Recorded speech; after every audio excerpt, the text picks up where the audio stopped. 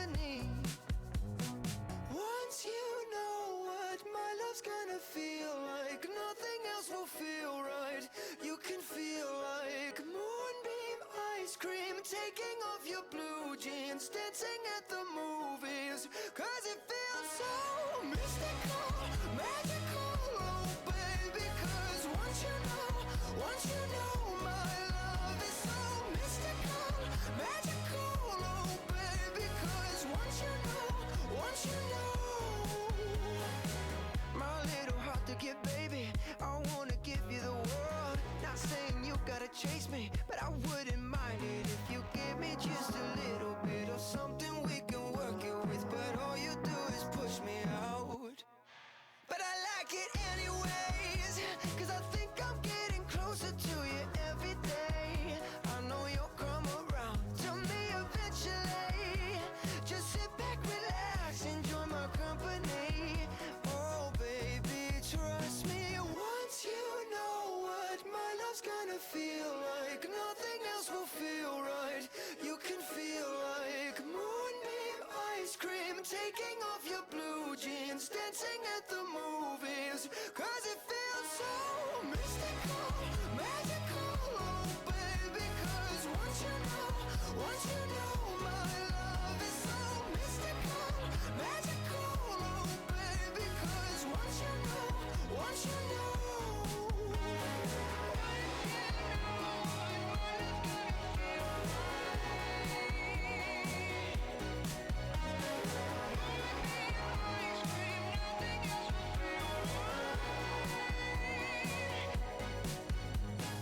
mystical, magical, oh baby, it's mystical, magical. I'm not that easy to tame. You should see me under these lights. All my tears turn to ice. That's the sweetest escape. Every time the feeling kicks in, I might stay through the night. Bet you get it now. Rock that didn't I? 착각하지만 누가 누군지. Whoa. Think you run it back? Guess we gonna be. You know I walk it, I'll talk it. 눈 감고 하나, 둘, 셋.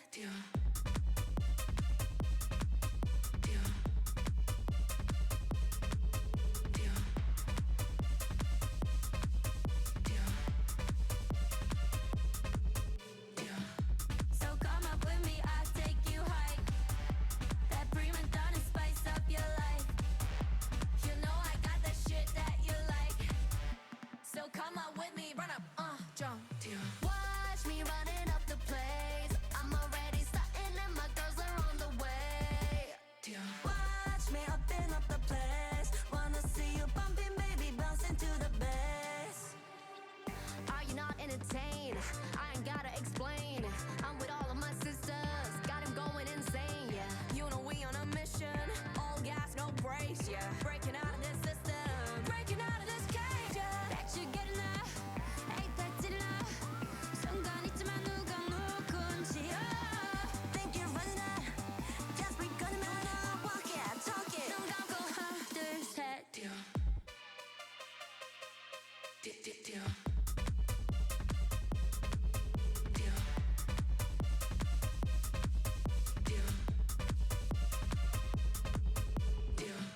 So come on with me, I'll take you high. That prima donna spice up your life. You know I got that shit that you like. So come up with me, run up, jump. Watch me running up the place. I'm already starting and my girls are on the way. Watch me open up the place. Wanna see you bumping, baby, bouncing to the bass.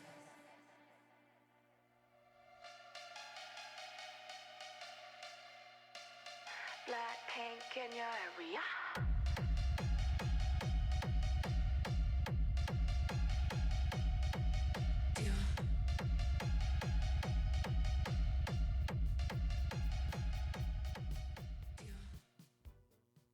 Ladies and gentlemen, please welcome to the stage Angelo Faenza.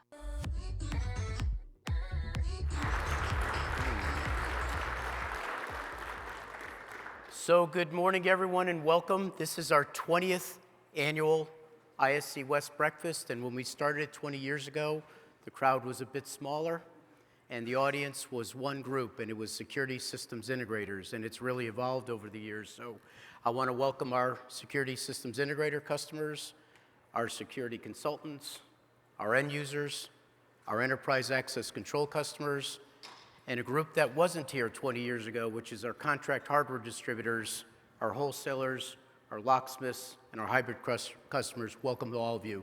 So what we try and do every year is we try and bring a topic that maybe is not near and dear to the heart. Maybe it's a topic you've thought about, don't really understand, don't know how to explore, trying to bring you something new and interesting that you could learn a little bit from. I want to do a quick thank you before we start because we never have time at the end, but my colleagues, Danny, Laura, Savannah, Jeff, Gary, and Brooke for putting this all together for us. So let's start out here with critical infrastructure. So it's always been a core market for our industry. It always has. But it looks really different today. And if you think about it, we talked about traffic, power, water. That's what we really talked about for years with critical infrastructure, but not today. Healthcare facilities, logistics, campuses, government institutions, really different environments. So you might be playing there already today, but it's expanding, and if you're not playing, you're going to see more and more of this as time progresses. So what we want to do is we want to really cover three things here. We want to cover how the scope of critical infrastructure has expanded across different industries. The second thing we want to cover is how the risk is with both IoT and OT. What does that look like for you? And the third thing is how it's shaping our growth across the industry. So we always have a really great panel of experts. Actually, before I do that, safety. In the event of emergency, go out towards the exit signs, take a left to the main hallway, and follow the exit signs. The first person on the panel I want to introduce is not here. So John Hines was going to join us. He's here with the Las Vegas Water Authority, and what happened last night was he fell and had a foot injury. But I wanted to acknowledge him because he put a lot of time and effort into being here, even though he's not here with us. I'm sure he'll watch the recording. Brian, I won't go through all the logistics. You could read them for yourself, but Brian RC is here, sitting right in the front row. He'll join us on the panel. We have Ken Shreve, who's here, and what we will do is we will lead with my friend and colleague, Peter Borskin, who's the Chief Technology Officer here at ASA ABLOY. And the way this will run is Peter will do a short introduction to the topic, and then the panelists will come up and join me here, and we've taken questions in, and we'll do a back and forth, and hopefully it's a really great event for you. So let's welcome Peter Borskin.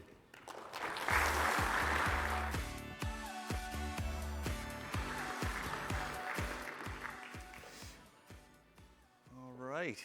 Well, Ann just mentioned there's been a lot of changes over the last 20 years, and we've changed as well. If you look, or if you recall back, we were about door opening solutions, and of course we're still focused on door opening solutions, but now we've broadened that. So we're thinking about how do we protect people, places, and things. And so I think the conversation this morning around critical infrastructure is very much around people, places, and things, because depending on which aspect of critical infrastructure we're looking at, you fall into one of those predominant categories. If we think about traditional critical infrastructure, it fell into 16 major categories, from traditional defense and communications to government institutions, as well as transportation, bridges, tunnels, dams, et cetera. But I think there's a lot of expanding scope in terms of what that means in the core commercial and institutional sectors. So these were sort of the traditional look at critical infrastructure. But what if you don't focus on government-type applications? I think there's a tremendous now bleed over if you think about the Venn diagram between the commercial, institutional, and traditional governmental approach to critical infrastructure. Think about banking, right? This comes right down to small branch banks in every community.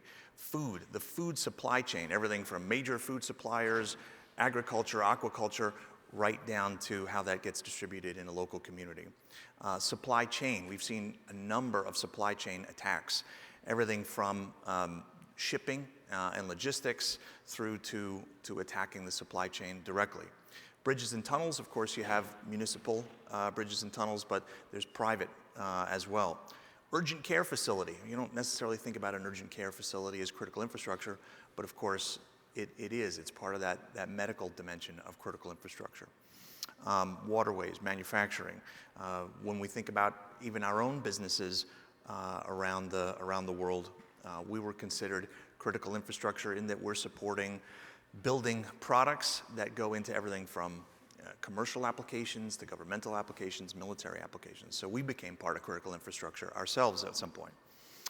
Petrochem, oil and gas, of course, that's a traditional one, but that comes right down into the community. And logistics and third-party logistics, again, we've seen cyber attacks and we've seen physical attacks on logistics and 3PL. So if we don't focus in this area traditionally, how can we help? Or how are these different than our traditional customers? And what kind of tools are there that are available for us to support them? Well, it's not only new kinds of requirements and accreditations and certifications that are necessary for these customers, but I think there's also new opportunities, and that was the other part of the slide. When we think about what is being asked of these customers, CTPAT, the Trade Partnership Against Terrorism, okay, that's a new accreditation, it's new requirements, it's new ways of working, but if you meet these requirements, there are benefits. So this is kind of the easy pass lane for your shipments, right? You can have reduced examinations of your shipments to get them quicker through customs. You get the front of line expedited processing. So sort of the TSA pre-check for shipping.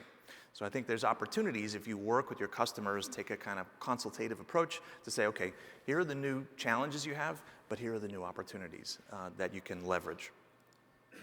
In terms of the tools available and groups that are available to help support, InfraGard, who's actually here at the show as well, they're a tremendous resource. This is a public-private partnership between the FBI and industry.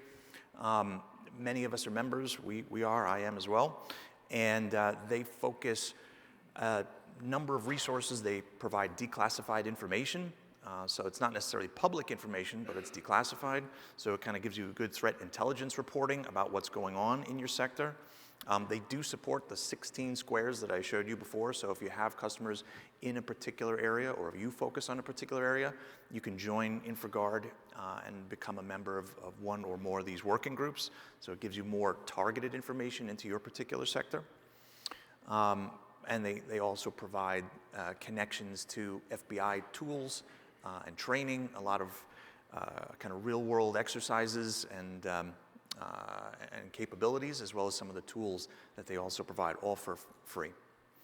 CISA, the Cybersecurity and Infrastructure Security Agency, they provide a lot of cybersecurity capabilities, as their name shows, but they also provide a lot of tools, training, on-site assistance that can provide your customers additional capabilities and support.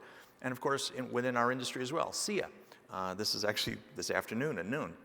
So SIA focuses in critical infrastructure as well. And so there's opportunities even within our own security industry to bring together people who are working in a particular area, can share best practices, can share capabilities. So now you get breakfast and lunch. What kind of other tools and services are available? This is actually part of CISA, ChemLock. And if you think about 98% of all manufacturing requires chemicals. So pretty much anyone that you work with that has some kind of manufacturing capability, they probably stray into this area knowingly or unknowingly. But this isn't just, again, requirements without any help. They will actually provide on-site support. If you reach out, there's a lot of untapped resources that exist within these particular groups. So not only will they provide tools and training, but on-site capabilities, as I mentioned, everything from security awareness, assessments, and then planning and preparedness. What does this look like in terms of mitigation when we think about what do we provide as an industry? This is everything from traditional mechanical, fences, bollards, barriers, through to electromechanical products. And if you think about the cyber dimension to critical infrastructure protection, this is not only cybersecurity, but the physical security of IT products. So whether that's making the data center more secure or more resilient, or taking it right down to the rack and providing access to the front or back of that rack to make sure that only the right people are getting into the right areas. And then all the way out into the field. Every intersection you've ever stopped at and wished the light turned a little quicker, if you look to your left or right, there's a little vanilla box, and that carries network infrastructure equipment, that carries the traffic management equipment, connection to the municipal network. So there's a lot of fairly important gear inside that little box. How do we protect that? Most of those are protected with a key that you can get on eBay. That's probably suboptimal. So we can do a lot better by bringing intelligence right out into the field and providing security in critical infrastructure and other dimensions, right? You can think about transportation generally. We can provide a lot more access, control, security, and safety right out into the field. And then when you think about all of the other kinds of non-traditional openings, whether this is a fume hood in chemical spaces, whether this is an IT server cabinet, whether this is 16-wheeler tractor-trailer trailers that need to be protected, any kind of application where you're storing something and you need to protect it, there are a tremendous number of non-traditional openings that also need protection. So I think it's an opportunity for us to share our creativity and leverage that. What might this look like in the field? Well, you can think about the perimeter, and we'll talk a little bit. Maybe the perimeter is even bigger than the outside of the facility. But threats, opportunities, of course, the threat we've talked a little bit about, but opportunities as well to make this a little more convenient. So think about long-range reading, biometrics at a distance, being able to make that flow of people in and out of the facility and in and out of the campus a little easier, a little more convenient. So being able to do things at a distance without having to stop, find cards, find keys, there's an opportunity for an improved convenience as well as security. If we think about the envelope of the building, again, traditional opportunities for us to support doors and hardware, reading, access control, biometrics, et cetera. The thing that I would add here is oftentimes the critical infrastructure sites are themselves shelter locations. So if this is a municipal building and it's also going to be a shelter, you may need to think about windstorm protection, right? Is this a tornado area? Is this a hurricane area? Does this need to be attack resistant? So maybe there's multi-attribute dimensions to the perimeter, safety, as well as security for the building. And small businesses. Again, the small business has the same requirements as a large municipality or a government facility, but just scaled way, way down. And so being able to support, that one cylindrical lock on the front of the door, or that one aluminum narrow style door, or a padlock for a generator behind the facility. So being able to take big solutions and scale them way, way down. So I think that's another challenge that we face, is they're not necessarily all to be painted with one brush. What does that look like? I think if we take a bottom-up approach, smart devices. So being able to add more intelligence right at the edge so that we can monitor and control right down to the individual location, that we can gather real-time information. But we also have, again, a challenge with critical infrastructure is many of these locations are going to be off the grid. They may not have power, they may not have network, so being able to support both online and offline devices and bringing them into a single system so you can manage multiple different locations. Being able to take advantage of things like 3D modeling and design, so that if you have the benefit of a building with structured cabling and PoE, take advantage of that, lowering your cost and improving the speed to manage that facility locally as well as remotely. If you need to be able to manage facilities from a distance, how can we take advantage of mobile networks, the networks that are in place, to be able to create smart buildings and smart locations? And then overall, we sort of stitch those things together into smart solutions so that we can partner with the appropriate resources in a particular vertical so that we can understand what are the requirements and be able to meet those. A lot of them have to do with auditability and accountability. Access control is probably the perfect tool for auditability and accountability, because that's really what it is at the end of the day. Being able to not only provide a list of who can get in where, but also show audit of who did get in where and when. And then dial that together so that we can not only reduce risk, improve safety, but also reduce cost. And now we think about some of the new threats that we're going to have to deal with in the not too distant future. The UGVs, unmanned ground vehicles, UAVs, unmanned aerial vehicles, drones. If you think about some of the engagements that are going on around the world, the Russia-Ukraine conflict, I think, consumes something like 6,000 drones a day. So they're inexpensive and they're lethal, and we certainly have some risk there, right?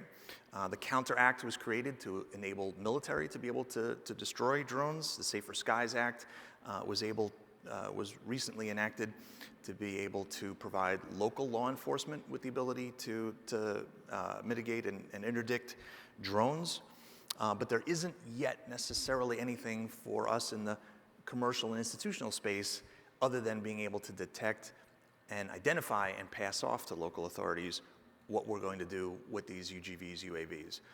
There's some legislation coming up that probably is in our interest to monitor, to make sure that we do have some ability to mitigate these threats, because we're already seeing these kinds of tools being used in attacks, not only foreign but also domestic.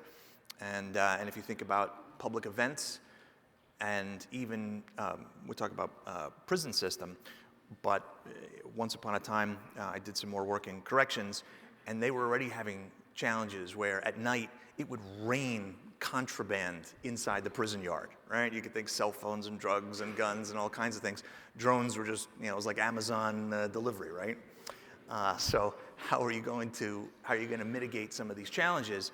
There are some new tools here, but we're going to have to get our arms around some of these new threats, and I guess for us as an industry, new opportunities.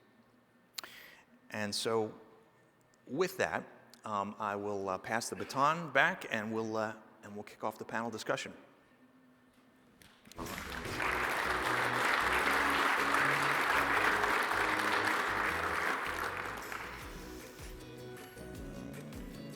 Thanks, Peter.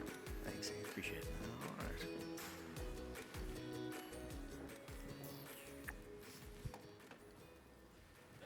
Come on up, guys.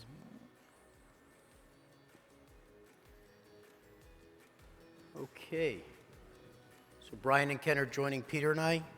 Thanks, guys, for making some time to be with us. So Brian, we're going to kick it off with you. Okay. And I want to ask you, for this audience here, what opportunities do you see for access control systems to support operational workflows and not just security? So that's an interesting question, because the way that we think about security as far as access control is what can we use it beyond just getting in and out of our facility, right? So, I mean, there's huge departments that can utilize the data, right? We're providing so much data to different departments that how can they utilize it for, let's say, HR's trying to figure out, time and attendance for a department, or we have groups like our safety departments are looking for muster events or things like that. So it's just a matter of think about the opportunity that you can use the data and then present it. How can you present that information useful for anybody to get it, right? So that's kind of what we try to, how we utilize it for the most part. Thank you. Peter, Ken, anything on that? One of the things I was talking about, from security to safety, we had a customer who was using the access control data to reduce muster reports. So sometimes if they had a fire, sometimes people, you're not thinking clearly, you just get out, jump in your car, and go home. And you didn't muster at the muster location. Well, you don't want to be sending firefighters into an area where nobody is even in there. So they were using sort of a data fusion of access control data. So if they badged out anywhere or badged in anywhere else, they were automatically removed. But they were even mashing up credit card data, so they could manage and connect to the credit cards that were issued by the company. If that person drove down the road and presented their credit card to get gas or whatever, they would also be pulled off the mustering report. So I think there's some opportunities, to the point you were making about fusing even different kinds of data together to provide more security and safety. Yeah, and just like you mentioned there, like even on firefighters, right? We think about, okay, how many firefighters do we have on site? What do their shift times look like? Are they working 8 hours, 12 hours. We don't want them to go over a certain amount of time, right? All that information we can track with just our badge reader, and how do we present a report for it. Even like you mentioned, mustering, those things it's just how do you think about it? Who wants the information, and how can you think about presenting it in a certain way that can be useful? And we do that all the time. It's great. Yeah. Yeah, I think it's, as security professionals, we should probably be looking at ways that we can be value adds to the business, right? Or to the industry, or to, infrastructure. And I think one of the ways that we can do that is through the reporting, right? What we're capturing.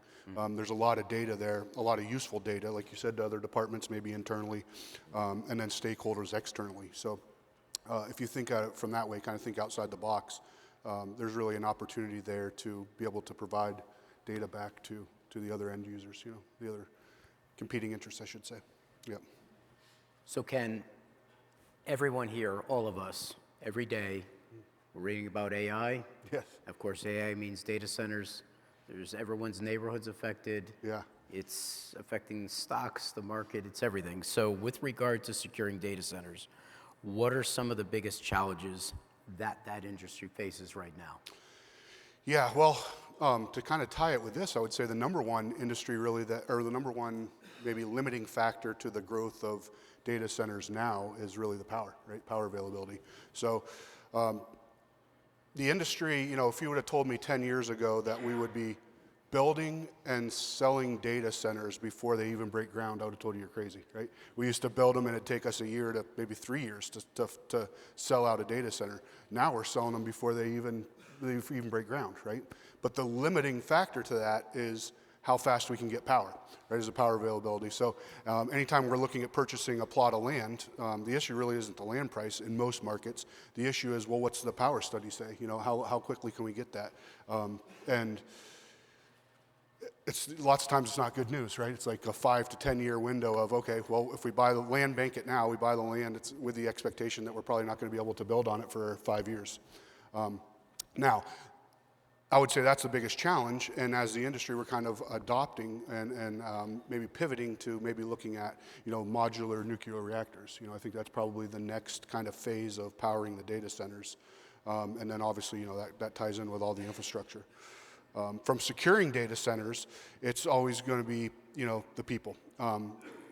Making sure that, for us at least, is making sure that the people, we have a very robust cybersecurity department, so I feel like we're pretty solid in that region, and it just kind of leaves it up to then the actual people, right? Managing the people, the insider threats, stuff like that, which is more complex in nature than just as simple as a technology. So I would say that's a big one. And then, we brought up the drones. So the drone, legally speaking, it's kind of the Wild West, right? The drones. There's not a lot of laws in place at the state level or at the federal level right now that kind of regulate drones. So we have. I was talking to someone beforehand, but we have a location in Texas that's about a mile from an Amazon fulfillment center, and then right off of our property to the back is an apartment complex. So literally all day long, it's just zoom, zoom, zoom, zoom, zoom, zoom. The Amazon drones going overhead, and we can't really do anything to stop that at this point, from a legal perspective. You can have the anti-drone technology to identify and say that it's coming, yeah, but we can't really stop it. So that's probably a weakness that I'd like to see addressed, and kind of hopefully, legally speaking, we'll get some guidance there and some decisions here in the next maybe 6 months to a year. Yep. Brian, I want to come back to you. How this ties into something that everyone in the audience is facing, which is a fairly acute lack of labor and technical expertise in our industry in general. But how important is designing a system with the thought of training staff who has varying levels of technical comfort? Yeah, so like he was saying, like when we're dealing with our system design, we're dealing with a whole different amount of knowledge out there, right? So we're trying to keep it simple, we're trying to keep it useful. So when we're thinking about what are we deploying out there, when you guys are talking to us or me as the end user, you want to make sure that when we're designing a system that we keep in the fact that the guards or the HR representative or legal or even some of the executives, right? They're not, some of them are not technical savvy. They don't understand what our panels are, what, whatever we're trying to deploy is. So the key is to make sure not only does it look good on paper, but it's in reality, it's useful and it can be productive out there, not just all these bells and whistles, and we got to make the stuff useful. So we always have to keep that in mind. And even from, just the day-to-day thing, like the crazy thing for me is when I'm dealing with executives, right? Like executives in your role, it's like when I'm trying to present for you to use this application, it's like sometimes like I, technical-wise, expect them to know how to get to certain like FTP sites or something like that, right? But they don't, right? So it's just making sure it's all lined out, understandable, and that they can access the data or the information. Because if they don't, then it's no good to us, right? And Peter, I think it'd be interesting follow-up for you, because in the position you sit in, when you're dealing with senior people who don't have the expertise, how to walk them through. I see some people laughing already. How do you walk them through what you're trying to do without making it overly complicated? Well, I think we have a foot in two worlds, right? Because we're a manufacturer, I think we're trying to make our solutions easier, right? For a long time, we didn't necessarily focus on the user experience, right? We're like, it's got 15 features, it should have 15 buttons. Now it's about, okay, what is the user journey? What's the user experience? And I think as you look at our products, and hopefully you're seeing what I'm saying, that we're trying to make it more sensible. We're trying to make it more contextual. So what you're doing, only the features that make sense for what you're doing show up. So on the one side, we're trying to make things more sensible, right? When you downloaded Facebook, there wasn't an advanced Facebook class that you went to for 2 days, right? The system, maybe there should be, but it was designed so that you could download it and use it quickly without any kind of training or prior knowledge. That's the goal on the manufacturing side. On the other side, how do we make it make sense? I think it's about taking metaphors from their day-to-day and trying to kind of connect that, right? Like talk about PKI. Like, okay, what's PKI? Like, I don't know. I was like, okay, well, imagine if there were two kinds of keys for your front door. The kinds of keys that only lock it and a kind of key that locks it and unlock it. And so you could take those keys that only lock it and you could spray them around your driveway, around the front stoop. If anyone finds it, they can only make your door more secure, right? Okay, well, that's the public key. But that other key that can unlock it, okay, that's the one in your pocket, right? And okay, I get PKI, right? So how can we make it make sense in a way that's not sort of distancing an us and them kind of approach? I've seen Peter use that analogy many times, and it works. So Ken, I want to come back to you regarding the industry and the challenges. What are some of the ways that maybe industry, law enforcement, and utilities can collaborate to make things better? Yeah, well, the collaboration, I think, is key across the industries.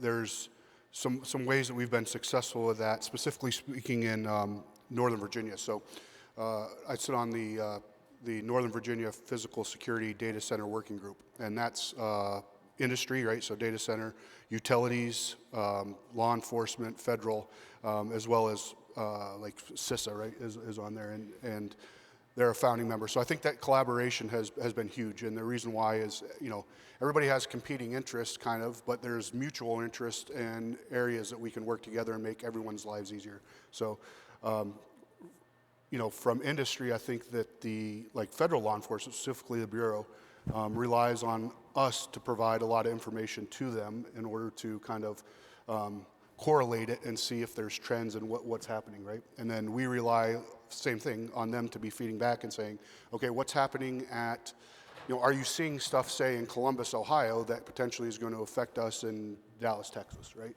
They have a larger view of what's happening nationwide, so that's a benefit there. From infrastructure, specifically like the utilities, we've been very successful with them, specifically the power companies, because most data centers now are they're on large campuses. You're going to build, have your own substation on that campus. So, getting back to the power availability problem, really probably about 4 or 5 years ago now, we started seeing a trend in okay, well, if we can't get the power, is there any way that we can possibly speed up that timeline? And one of the options was, well, build a substation on your property, right?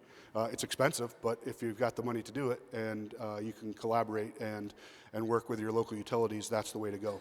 And we've done that at a lot of locations, and not just us. I mean, all the big players in the industry have done that and are doing that. But again, going back to the collaboration piece, having working groups or just good working relationships across the board, that's critical, because, we can call now and say, okay, we're going to have a substation on our data center property. How are you going to secure it, and versus how are we going to secure it, and coming together to have one unified security solution for that. So again, there's lots of different ways that can be done, but the critical thing to get it done is that collaboration and having the contacts between the different parties. Yeah, when you talk about collaboration, like in the petrochem division, we collaborate with our local law enforcement like all the time, right? You were talking about drones earlier.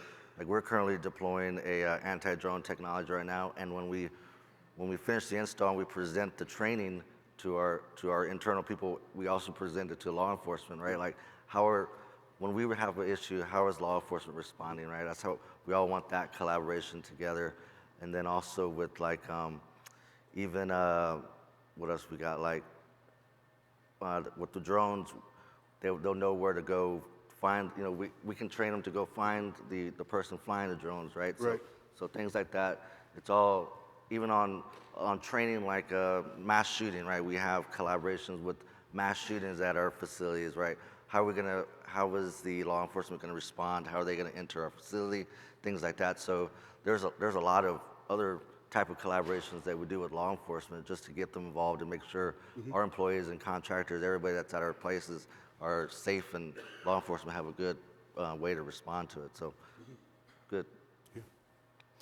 So I want to switch a little bit from collaboration to communication and expectation management, because I think this audience knows better than anyone when delays happen for whatever reason, labor, manufacturers, we do it.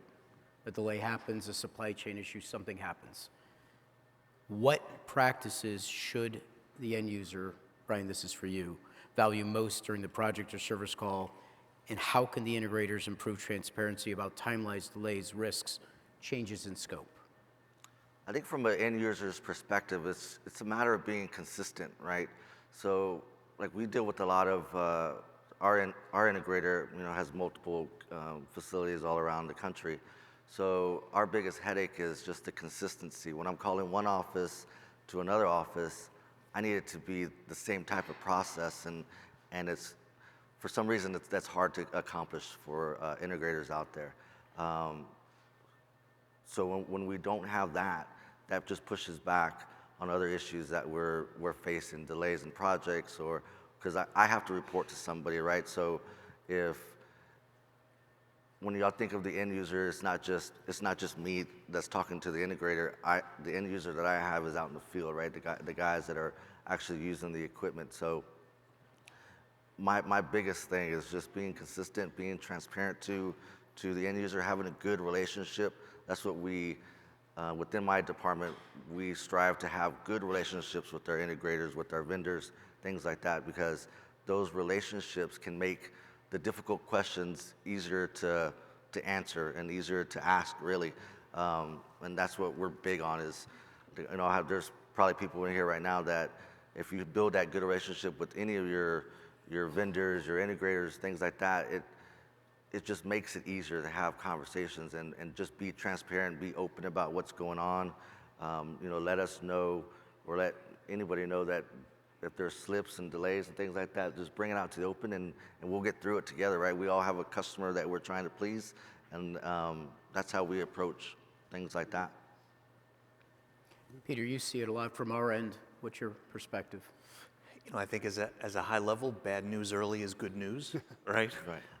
So we do try to be transparent. 2021 taught us a lot of lessons, right, with the supply chain challenges that we faced, but I think a lot of it was being able to quickly disseminate that information. Okay, here's what we're seeing, here's what the impact is, here's what you can expect, to set your expectations, right?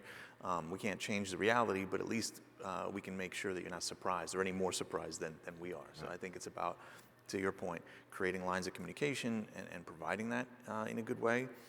And then even, whether it comes to the actual product side, again, release notes and vulnerabilities, right? We talk about cybersecurity and vulnerability disclosures, right? CVEs are coming out. There'll probably be 2-3 disclosures while we're here of somebody's product someplace, right? Operating system, infrastructure, whatever that may be.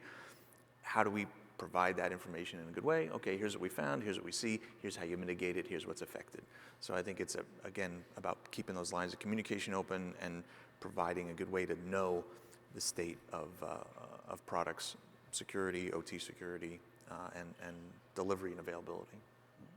What we tried to do internally when the pandemic happened, the tagline we used internally was make the call, don't take the call. Back to your point, get it out early. So Ken, as I look in the audience, I see some of our customers who do a lot of data center work. Tell us about the overall state of the industry and tell us where you think it's headed in the next 5 years or so.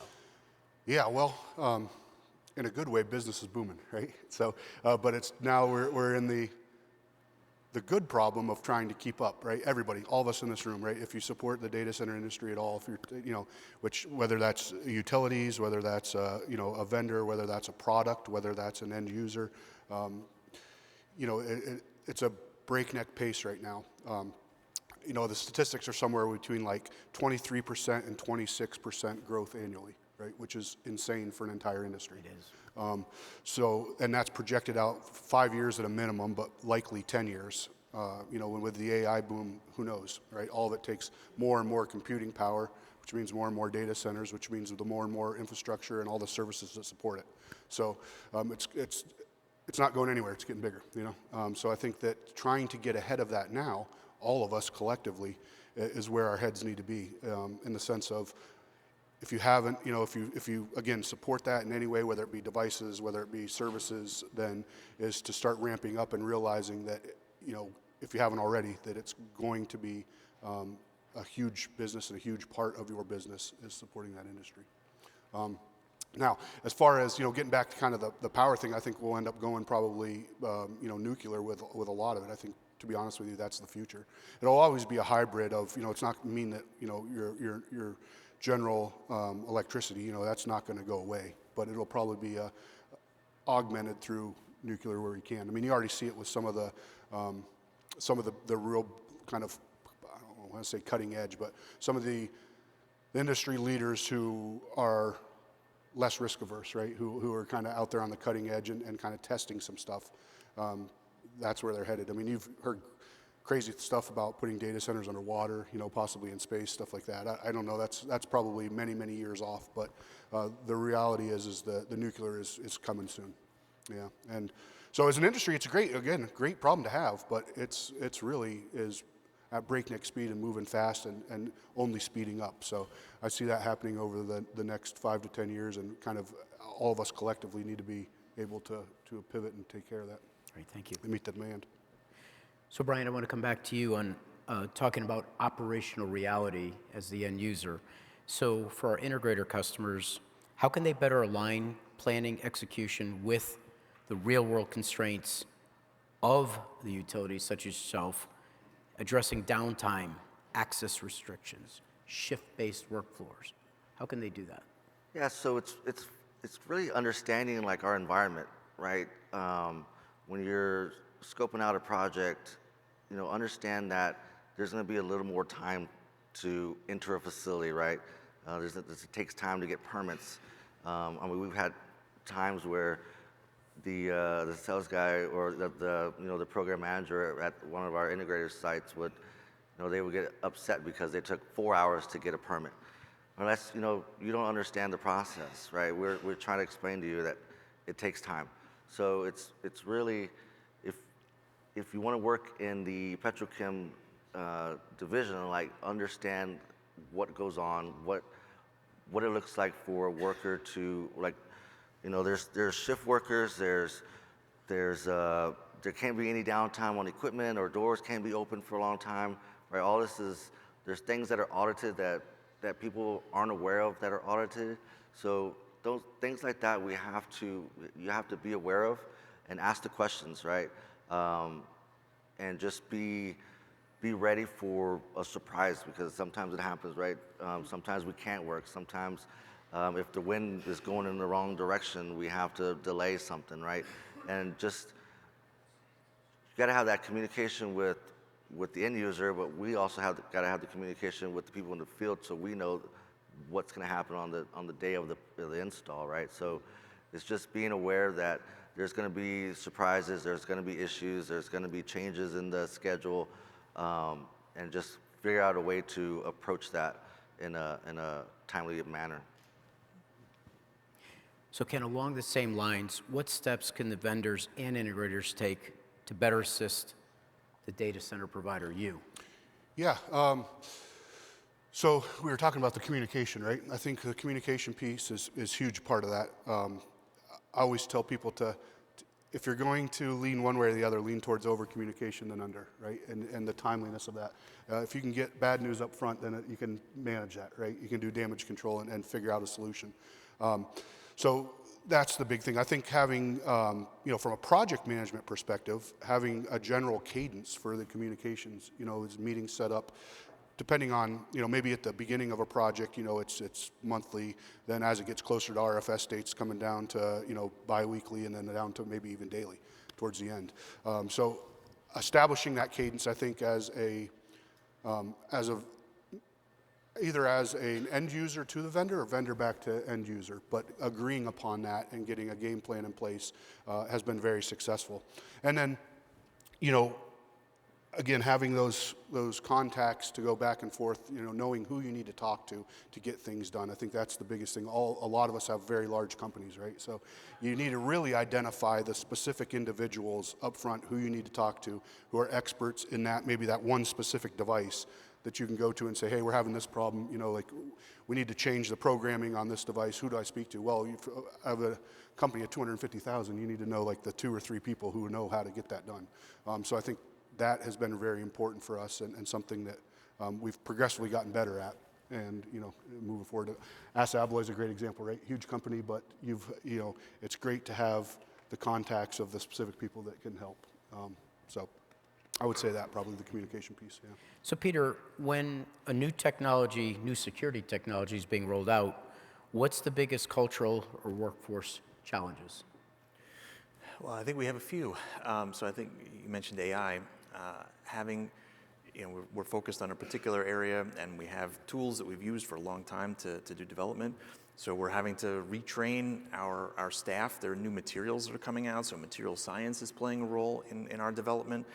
And so it's about finding talent, right? As much as AI might be eating some jobs, there's a tremendous need for talent who are focused on these new areas and that we can then bring in. So we want to make sure that we have the latest and greatest technologies that we're looking out, but then it's about testing and validating and making sure these things are appropriate, right? So we want to have our forward-looking radar for new technologies. AI is probably a perfect example, right? I think there are applications that are perfectly within the scope of what AI can do, but again, it's a technology that will never know with 100% certainty when it's lying to you. So, do you want a technology like that making life safety decisions? Not yet, right? So I think there's a place for it, and there's a place where maybe it's a bridge too far. Making some of those decisions, I think, is the challenge, right? When and where are these things appropriate, right? New battery chemistries and new materials. When are these things appropriate? I don't know if that's exactly the answer, but that's the process that we go through. And then, of course, testing and validation, fire testing, FCC, UL, all of those things to make sure that what we think it's going to look like is actually showing up in real life. Yeah. I would say the same, even biometrics, right? It's like there's generally some unease and some pushback. We experience a lot even with biometric readers now over the kind of, as they've gotten better and as you explain it to people, lots of times they don't have a true grasp of how the technology works, right? So it's scary if they say, oh, facial recognition, then that's a scary term to a lot of people. But if you say, well, it's actually facial authentication, not recognition, and here's how it actually works, right? It's broken down. It's not you're not capturing your face, you're capturing data points, right? Ones and zeros. So I think when when you explain that to people, then you can kind of put them at ease a lot more. And the same with the AI, right? It's collaborating with legal a lot on the AI stuff, and then taking it to the C-suite and saying, okay, we've got to make a business decision on this. How comfortable are we with the AI and this specific technology? And that's probably a decision that's higher than my level, but it's providing them with the information and maybe not the expertise, but the knowledge of the technology, and then let them make the decision based off of that intelligence. And the impact. Yeah, correct. Yep. It's interesting about facial identification because we learned as we launched that was the very first thing that would come back from everybody. You don't want my face stored. Right. And then when you explain to them it's not, it's an algorithm, and you're using it on your phone every day. Yeah. And people said, oh, That's wow. no different than an iPhone, right? People don't have any question that for a Right. second, but Exactly. So, Brian, on compliance pressures, question is, with the integrator community supporting the end user like you, how can they help as you need to comply with industry regulations, audits, and what does our integrator community need to know about understanding documentation burdens that you as the end user carry? Yeah, so within the petrochem, or really any big, large corporation, the amount of audits, internal audits that we do on our own systems is a lot, right? So like when the integrator is just putting in a system for us, they have to, we want to make sure you understand that even the PMI or the preventive maintenance things that are happening, like that stuff it's used, right? It's not just something for me to look at later on down the road. It's other departments are using documentation like that to take to the Coast Guards or to take to other federal agencies because they're looking at how do we maintain our products, right? So you have to just understand that not things that we're asking from the integrator side or we're asking from on the manufacturers and vendor side, it's not just because we just want to ask these things. It's because somebody is looking at it and we have to track it some way, right? We have to be able to present it to either our data security teams or some of the upper management teams on what do we have, our health departments, our safety departments, on what's out there and how we're maintaining it for it can be a safe and usable product. So it's like whenever you're talking to an end user, just realize that everything that we are asking is somehow going to be useful down the road for somebody. We may not know when, but I was just asked the other day for a couple of reports that were done 2 years ago, right? And I have to go back to our integrator. Luckily, they had it. So it's things like that we have to just keep in mind and make sure we track everything. And it gets it's a burden for everybody, unfortunately, but it just has to be done, right? Mm-hmm. Yep. So Ken, regarding data center security, if you had to choose one area that may be lacking, what would it be? Securing fiber, right? That's an easy one. That's a kind of an issue that we, as an industry, we have not solved. And what I mean is by securing fiber is like, you can build your data center campus like a fortress, right? Every bit as secure as any government facility. The issue with fiber is that once it leaves your property, it's unsecure essentially, right? I mean, yes, it's under conduit and in manholes, but those are fairly unsecure. So one of our locations in Ashburn, everyone knows it's Data Center Alley. They say this intersection right outside of our data center is the most fiber-dense intersection in the world. But the issue is no one controls that, right? No one controls the security for that. So it's kind of what we've done is kind of a joint system where if you can cover the fiber as far as you can cover it with cameras or any kind of your access control, do that, right? Like we can cover some of it off of our property with the cameras. Maybe we can cover, 500 to 1,000 yards, and in the next data center, maybe you can pick it up from that point and cover a little bit of it. And it's not a great solution, but it's a solution. But that's something that we really have not solved as an industry, is securing the fibers as they're transiting, through the conduit, the big fiber lines. Yeah. So I want to start with Peter, and then we'll go down the line. If you could help the audience here and talk about one example of a security challenge that you solved that might be relevant across any industry that they work with. I think we're trying to provide solutions to problems where we're not entirely sure what's going to be useful and whatnot. But this was an example where a customer had tanker trucks, so it was petrochem customer, and they were when these trucks are being parked, people running up, opening them up, and siphoning off gasoline while they're parked. And number one, that's a fire or explosion waiting to happen. Number two, they were losing profit by people siphoning off gas. So we ended up creating a solution where we can actually lock the underside of the tanker truck, not just the tanker itself. So we were provided an offline access control, auditable solution that went right down to the belly of the tanker truck. I think those kinds of offline auditable tools you could put anywhere, right? So you don't need infrastructure, you don't need wireless, you don't need a huge system. It's manageable, it's auditable, it's accountable. So I think those kinds of things are ones that we're trying to create so that we don't even know what problem this will solve, but we know it's something that we can put another tool in the tool belt. So I think it's those kinds of things we're trying to create, more flexible solutions that you guys will know what kind of unique problems you're trying to solve with that. Brian, what about you?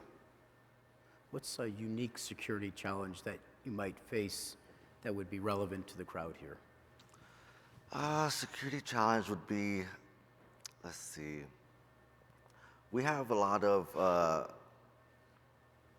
when we have like turnarounds and contractors coming in, I mean, we have thousands of people, right? So one of the challenges that was presented to our group was, how can we reduce that time, right? Was the moment a contractor was coming onto our facility, they're getting paid. So what do we do to reduce that time? So we looked at it from just as soon as they walked in the door, what do we do? Yeah, we can have maybe some visitor management software that, of course, yeah, we're working on that. Okay, what else do we have? That's pretty expensive. Then we started thinking about, okay, once they go see the guard, what do they do now? They're signing in for their badge, they're getting their badge printed out, things like that. We're like, okay, what do we do about the printer? Printer's taking 5-7 minutes to warm up. That seems like a lot of time. What else happens? Okay, we multiply that by thousands of guards that are waiting there for their badge. They ended up being an easy solution right there. It was like, okay, that sounds simple and quick to do. So we thought of, okay, let's just switch out the printers, right? When we've seen lots of printers here at this ISC, but when we did that a few years ago, it was a small expense to make a huge impact on the day-to-day activity. So something as simple as switching out a printer, switching out the ribbons or whatever it takes to make that process faster. We went from, and this is real life, we went from 5-minute print time to 16-second print time, and that's, in our industry, that's a huge impact, right? So yeah. That was a little challenge that we had early on, a few years back, and we still have some other challenges. Like our big thing is to get these contractors through the door and start working. So those are the kind of things we see on a day-to-day, day-to-day. So that's what we try to help. Got to agree with that. A lot of, looking at efficiencies, right? Seconds matter because they all add up, like what you're saying, right. And that is always the general complaint with security. Well, it takes me too long to get processed for badge, right? That's always the complaint. I mean, you could have it down to 10 seconds and they still complain. But the idea is to get it as quickly as possible, process people. Same thing with, with the technologies. Is like, I try